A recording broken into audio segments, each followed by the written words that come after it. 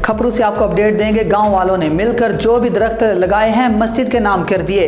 मस्जिद वाले दरख्तों को फरोख्त करके मस्जिद का काम करवाएंगे। अरबाब हंगोर जो गांव का एक शख्स झूठा प्रोपेगेंडा कर रहा है। गांव वाले कम हले पियो ॾिसो रूबरू ॾिठो आहे ये जेके ॻोठा सभिनी गॾिजी मस्जिद ॾिनियूं तव्हां देवियूं बि ॾिसियूं हर शइ ॾिठी आहे बाबा।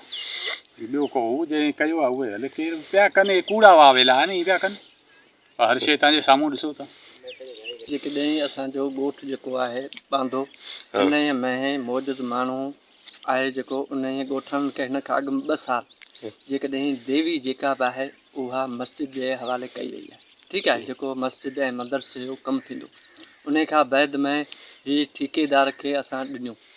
पूरे ॻोठनि गॾिजी ॻोठ जे चङे माण्हू ॾिनियूं, ठीको ॾिनो। ठीकु आहे, उहो ठीको वठण जे बावजूदि 1-2 घर जेके अहिड़े ई माण्हू आहिनि उहे जेके उन्हनि जो कमु इहो आहे ऐं खाम खा जो वाह वेला करण लाइ त इहे वण असीं वॾियूं असां रोज़ तक़रीबन मारियो वियो। उन जो जेकॾहिं तव्हां FIR कापी ॾिसंदा न त उन में मुलवस केरु आहे उहो तव्हांखे ख़बर पाणे पइजी।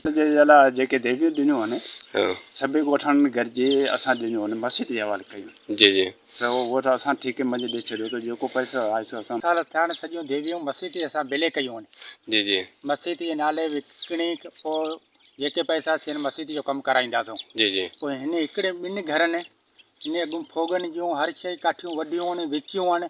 इहे शयूं पाण भाई असीं विकिणूं असां इहे शइ सॼे ॻोठारनि मस्जिद जे बिले करे छॾीसूं। इन्हनि जो कूड़ो इल्ज़ाम आहे त कूड़ो ड्रामो पिया ठाहिनि। अच्छा हाँ ठीक है।